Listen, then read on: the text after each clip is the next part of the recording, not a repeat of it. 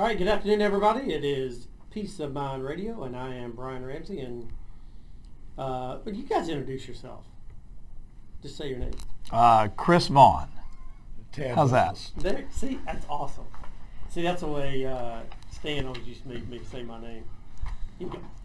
Say your name. So, all right. So, hey, we're on week 2 of a series we're going to run on, and I'll give you a sort of a 30-second. If you don't, if you kind of go, what is this guy talking about? Make sure you go back to our website, Peace of Mind Radio, catch last week's show, and just catch the first part of it, really the first 5 minutes or so, and I'll explain what we're talking about. But there's a book that we have that I guess a coach or really a consulting firm for financial advisors had this list of criteria that described a client's relationship with their advisor, and had the client rank, and there's like 1,000 of them, and had the advisor's rank. And the funny thing was they almost polar opposites.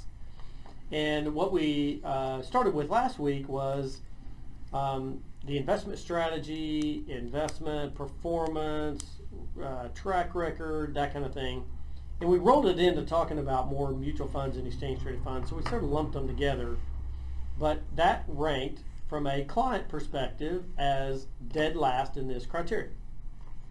So what we're going to do over the next several weeks is we're going to take each, not every one of these, like today we're lumping a bunch of them together. But what we're going to do is we're going to take them, each one of these topics, and we're going to sort of discuss them in a little bit different format. We're going to put our own little spin to it, but we're going to talk about why it's important that we talk about it and how we perceive that our clients view it, right?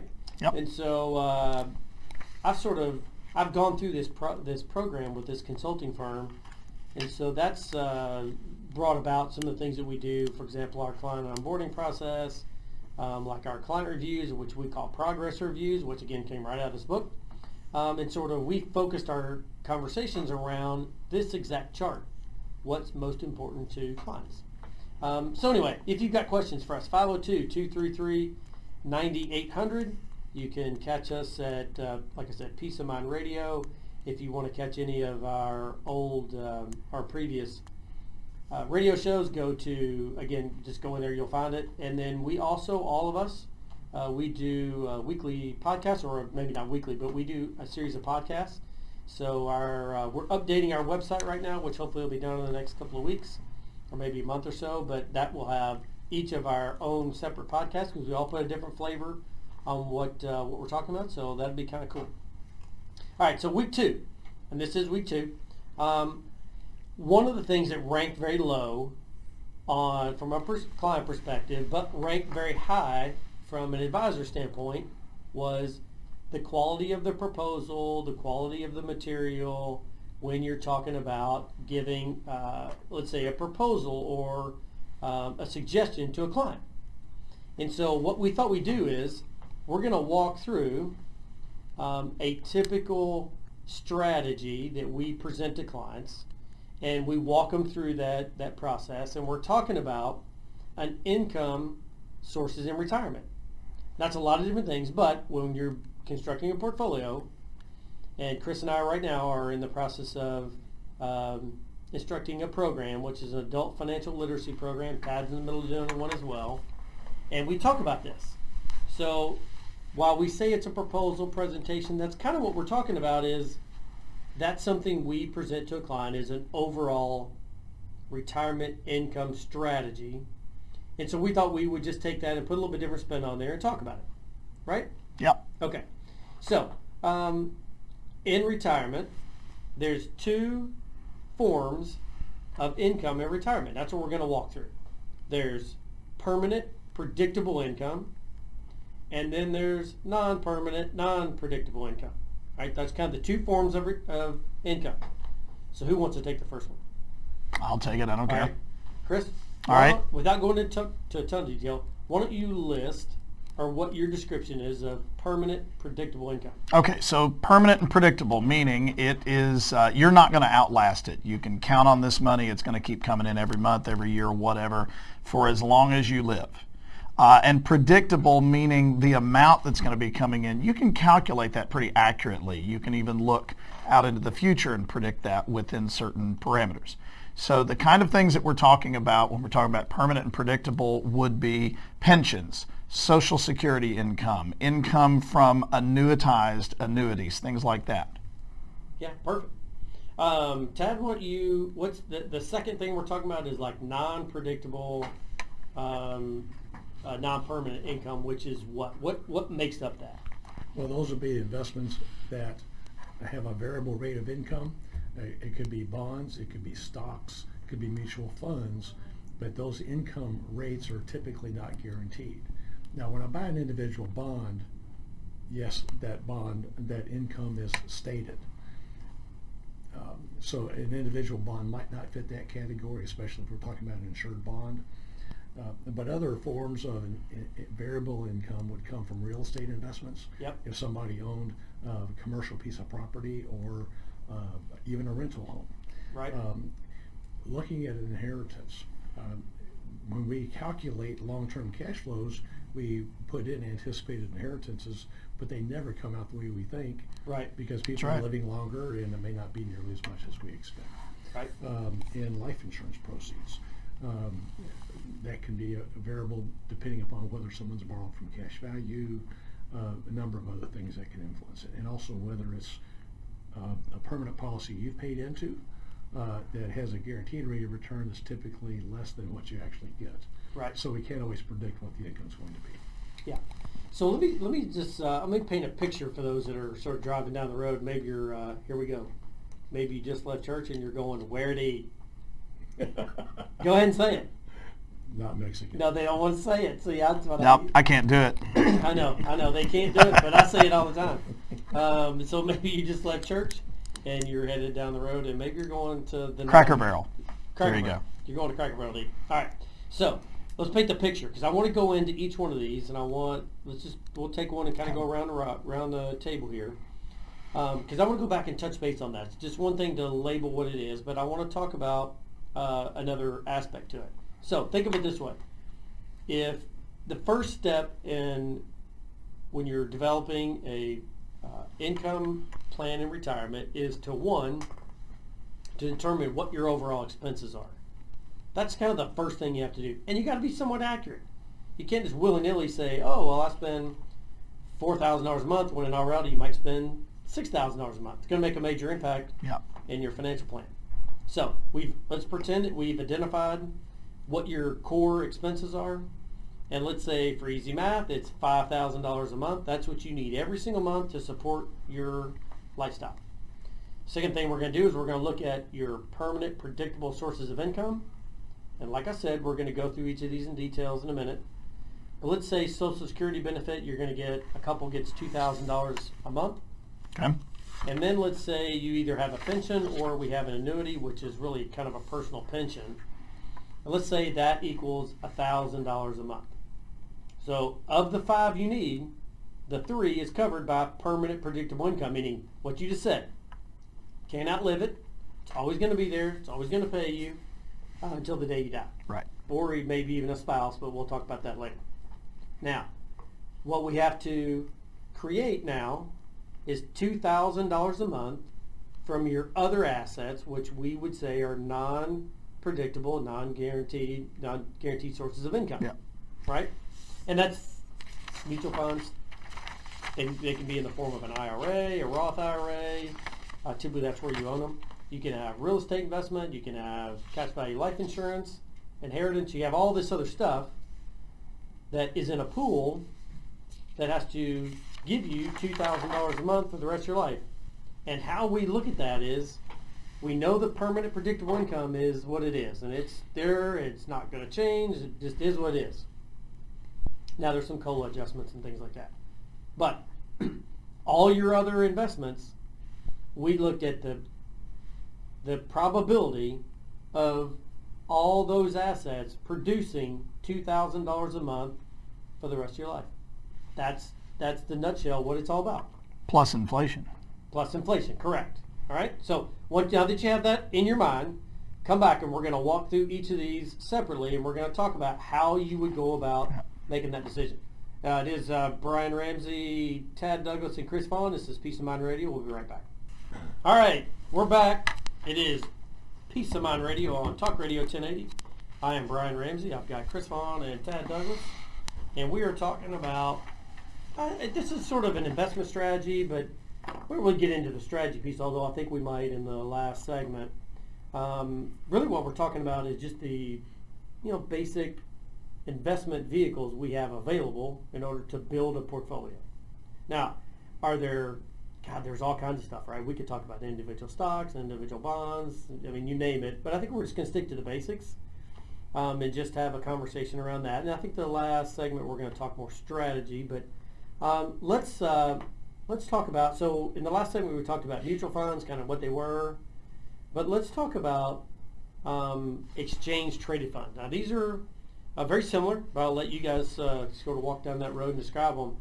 But I will say that I just saw a study, I don't remember how long ago it was, we're in November 2019, we're recording the show, and I'm going to guess it was probably 6 months ago, and there's all these indicators for the market, and they talk about fund flows, which are like where money is going, and that's an indicator in the market. So for example, if we see fund flows going from equity funds into fixed income funds, that is a precursor to the market slowdown, right? Right. There's fear in the market.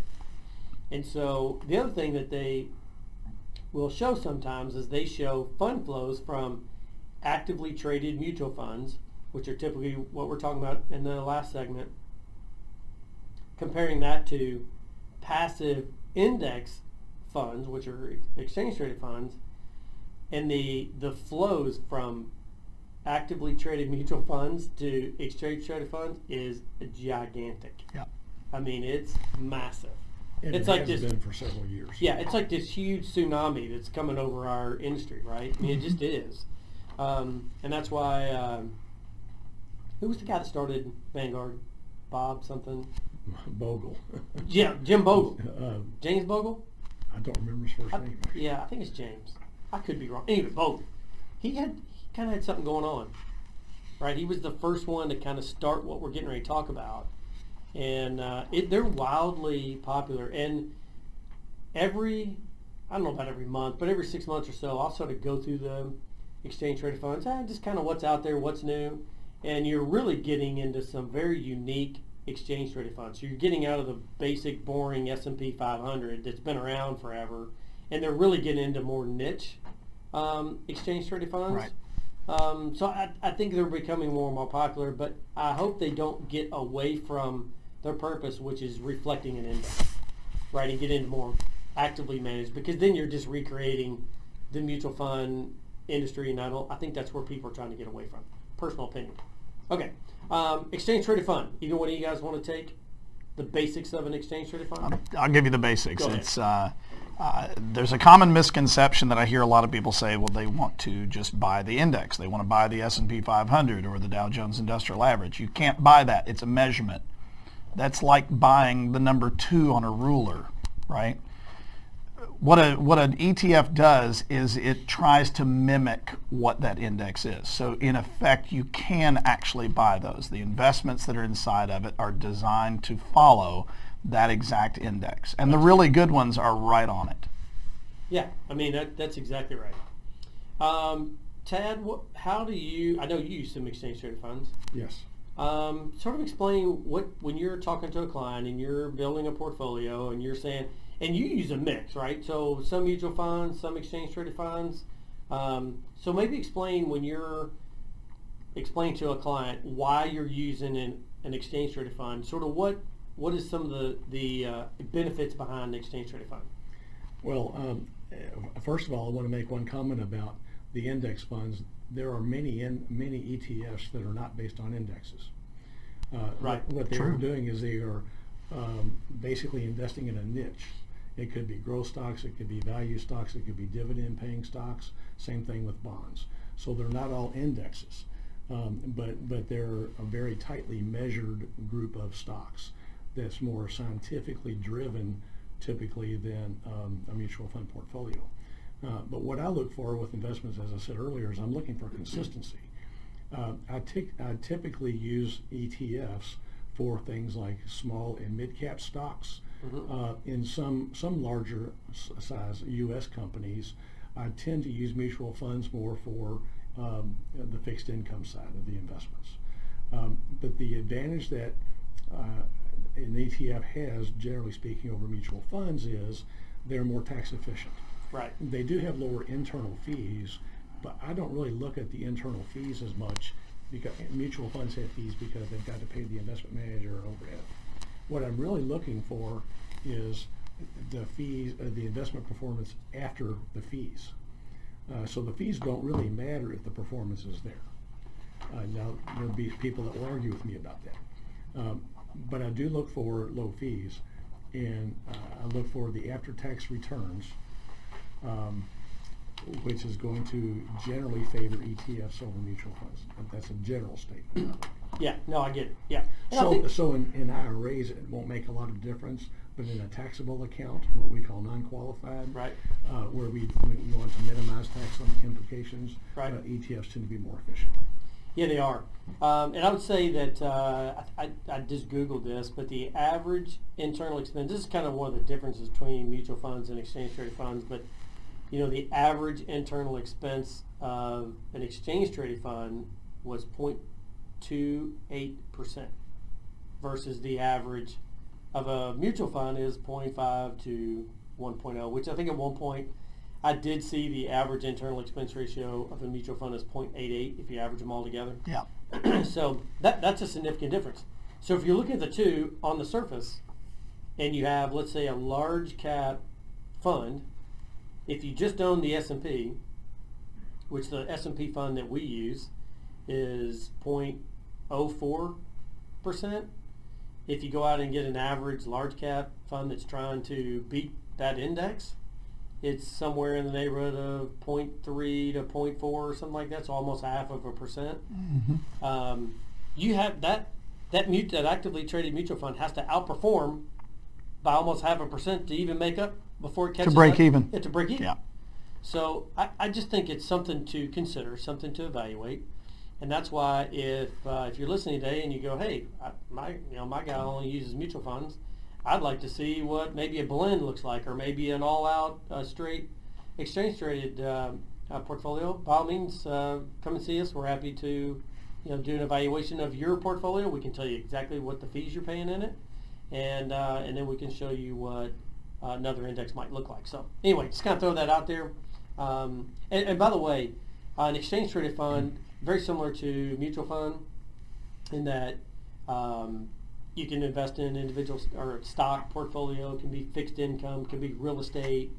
It's the same thing, right? I mean, it's just how they're actually handled. The one other big difference, so they invest in very similar things, is what I'm saying. The other I say is the major difference is a mutual fund only trades after the exchange is closed. Right. At the end of the day. At the end of the day. Whereas an exchange traded fund, you can actually watch it. Trades like stock, so you can kind of watch it and see how it trades. So anyway, those are kind of the two main investment tools. Now there's other things like individual stocks, right? There's individual bonds. Help me out, because you do this section in our program. So. Oh my gosh, there's so many different things that you can do. But you have individual stocks. Right. You have individual bonds. REITs. Real estate. Real estate investment trusts. Annuities. Life insurance. Mortgage-backed securities. Yep. Which are income securities. Yeah. Yeah, income securities. Yeah. So I guess just to say, there's a lot of widgets that are available. Typically, most of them are in the form of either a mutual fund or an exchange-traded fund. Yeah. There's one thing about ETFs we have not mentioned, and that is the cost of buying them. ETFs trade like a stock does. So there may be a front-end sales charge or commission if it's in a brokerage account. Most mutual funds and ETFs in today's economy are not bought in brokerage type accounts where there's a front-end sales charge. Right. They're in advisor managed funds where there's an ongoing fee. So for most of the things that we do, there's not a transaction charge when we buy a mutual fund or That's a good point. an ETF. Yeah, that's a good point. But if you're in a brokerage account, or if you call somebody and say, I want to buy this or that ETF, you would pay a commission just like you were buying a stock. Yeah, good point. Okay, so we got about a minute here. The one other thing that I think you mentioned, Tad, that I'll just mention right before we hit this break, and that is one major difference between mutual funds and exchange traded funds is the tax efficiency. And a lot of it has to do with not necessarily the dividends or the interest is paid, it's the capital gains. Right. Right, because in mutual fund, you get capital gains. You didn't really get the money, but you get these. You still get them. You still get it. And actually, we had in 2008, we had clients that were losing money that were getting capital gains, having to pay capital gains on assets they were losing because the fund was getting capital gains. And the manager was selling off funds. Well, they had a stocks huge, yeah, before they had a loss in them, but they still had a gain. that's right. Kind of weird. But an exchange traded fund, pretty simple and straightforward. You only have capital gain when you sell it. Right. So a lot more tax efficient. All right, it's Brian Ramsey, Tad Douglas, and Chris Vaughn. We are Peace of Mind Radio. We'll be right back. All right, we are back. This is Peace of Mind Radio on Talk Radio 1080. And I forgot to stop the clock again. That's all right. Oh, well. Anyway, so just so you know, our phone number 502-233-9800. Our website is peaceofmindradio.com. And all the shows that we're doing, I guess for the last 4 or 5 weeks or so, we are recording them via video, and we're going to post them on our website. So we have a nice camera here. Chris is giving a wave there. So just go to peaceofmindradio.com, and you'll be able to see the radio shows. Obviously, all the audios are on there, but we are going to, in the next week or so, over the next few weeks, we're going to be recording them all and putting them on our YouTube channel. So if you go to YouTube channel, just type in Family Wealth Planning Partners, and we pop up. I think we're the only one in there that does that. Pops up to that name. All right. So at the what we've done over the last a couple of segments is we talked about the generic basic format that most advisors use to invest clients' money, and it's either through mutual funds or exchange traded funds. Now, we did say there's all kinds of different investments around, and we know what they are, and we'll maybe do a show on that specific thing. But generally, we're just sort of giving a general overview. But the most important thing is what we're really talking about over the next few weeks is how clients view their relationship with their advisor, and how sometimes the perception of what is most important to a client is not in line with what an advisor thinks is most important for the client. That's really the conversation for today. And so what we're doing is over the next 2 or 3 weeks, or maybe longer, we're going to take this list and we're going to talk about every one of them, or not every one, we're going to take 4 or 5 different topics, and we're going to sort of walk you, the listeners through. We're going to lead up to which is the most important topic, which is the skill set or the knowledge or expertise of advisors. That's where clients ranked that particular criteria. They ranked it number 1. The one thing that came up number 1 in this conversation, in case you missed the first segment, was advisors ranked portfolio construction performance number 1, because they thought that was the most important thing that was important to clients. But in all reality, when it came to the client ranking it, they ranked it dead last, meaning all this other stuff was way more important to them than how my widgets did, in other words. Okay? So what we thought we'd do is sort of start at the bottom, work our way through this list to the top. And again, we're not going to cover every one of them. Some of them we're going to blend together, but we're going to cover 4 or 5 of them over the next several weeks. So just make sure you tune in. And if you missed one, by the way, go back to our website, peaceofmindradio.com, and you can hear all of our latest shows. All right. So Chris, over the break, we were talking about just different strategies and portfolio construction and generally, and you had a comment. I want you to start off this segment talking about what you mentioned during the break. Okay, well, after you've selected the mutual funds and the exchange traded funds and whatever else that you're going to use, how much of that do you use? And we call that weighting or allocation. So there is a science that goes along behind this. what you do is you divide the different sectors of investments up, and you put certain percentages in, stuff like that. You can go really deep in the weeds with that, but the best way that I know to explain the way that we actually do it is if you're baking a cake, you have a recipe for that cake, and then you also have ingredients for that cake. So you go out and you get the best possible ingredients. You go get the organic eggs and the right flour and the right milk and all the different parts that you're going to put into a cake. But you don't just throw them all together and pray that it comes out. You've got to get that mix correct. I mean, So, if you're a true chef or a pastry chef, right? right. Because I just throw everything in the pot and stir it up and put it in the oven and see what comes out. But you're That's saying not the way you're supposed to do it, though. right. But I say that because I know that's meant to be funny, but in all reality, that's how most clients come to us, Yeah. right? Do what I do when I make a cake. Woo, just mix it all up. I know I've got the right ingredients, and just throw it all in a bowl. Oh, Right. this looks good, that looks good, Yeah. let's put them together, That's see right. what happens. But you're saying you got to make sure you put it in at the right time, the right amounts, at the Correct. right time to make this cake turn out to be right. Right, because that one ingredient that you think is so important, what happens if you put too much of it in the cake? You'll ruin the cake. Mm-hmm. It's not good. Or if you leave it in the oven for just a moment too long, or you've got the temperature wrong. All of those different ingredients are important, but the way that you put them together is equally as important.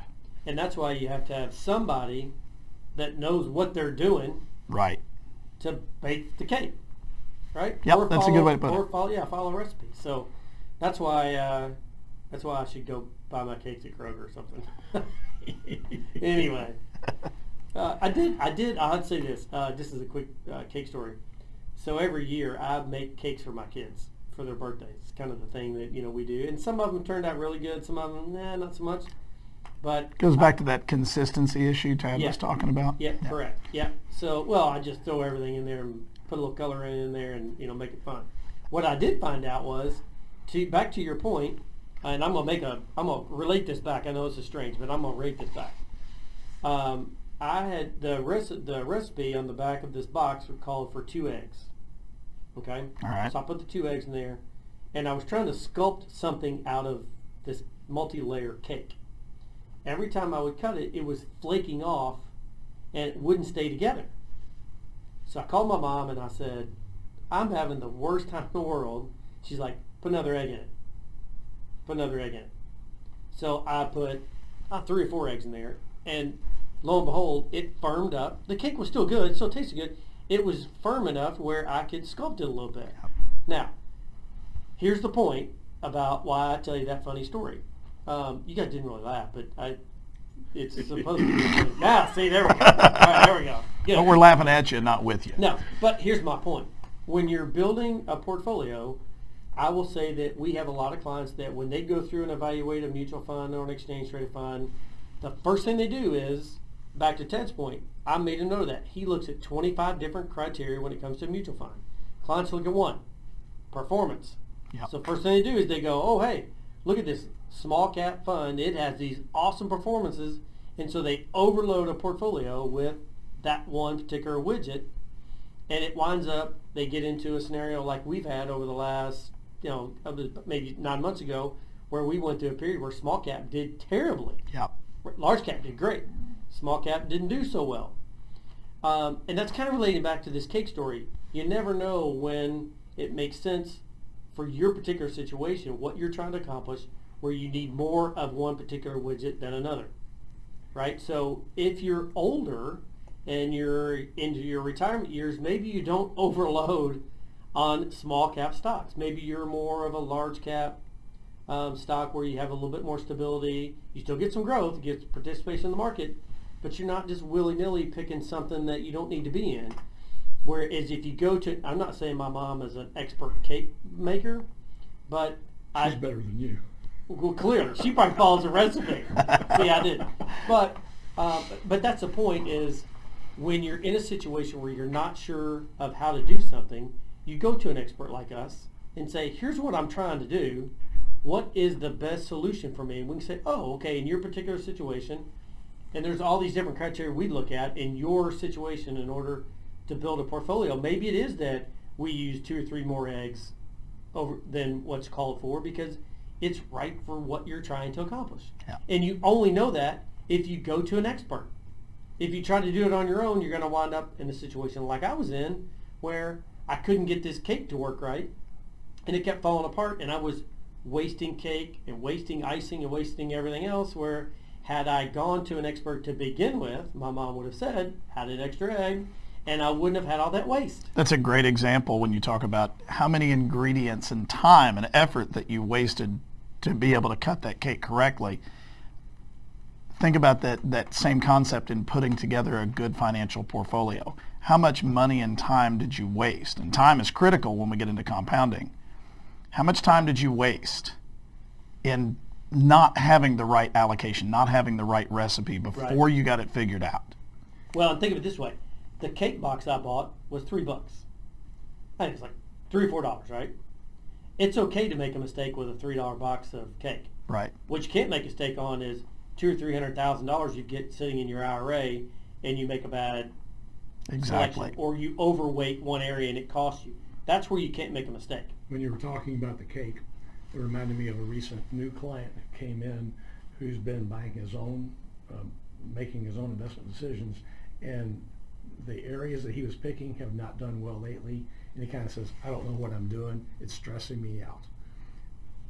We never know what we're going to get. We know are not going to get the performance in the past, but we can go by a recipe, so to speak, based on past performance and our experience in knowing how to put a portfolio together. Exactly. Cool. Well, listen, guys, thanks for being here. Yep. I hope you enjoyed listening. Phone number for us, 502-233-9800. Come see us. And make sure you tune in next week. We're going to tackle another item off our list, and we'll see you next week. You guys have a good week. Hi, thank you so much for watching our content. We really appreciate it. If you like the information, make sure you hit the thumbs up button below this video. Please share it. We would greatly appreciate that as well. And if you want to make sure you receive our future content, make sure you hit the subscribe button and you'll be notified when we put new material out. Thanks for watching, and have a good day.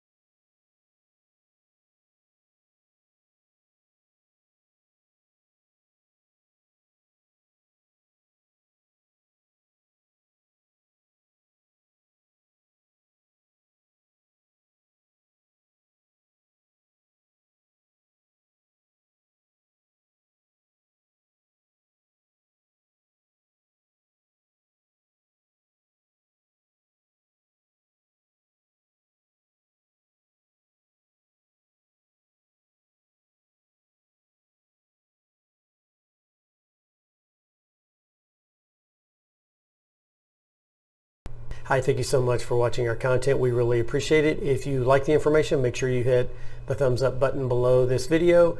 Please share it. We would greatly appreciate that as well. And if you want to make sure you receive our future content, make sure you hit the subscribe button and you'll be notified when we put new material out. Thanks for watching, and have a good day.